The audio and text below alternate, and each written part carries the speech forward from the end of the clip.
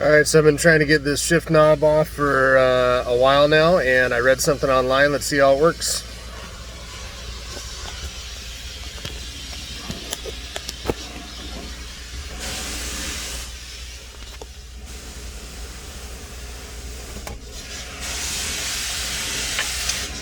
A big adjustable wrench.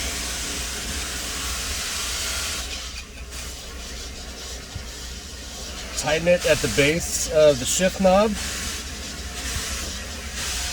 Okay.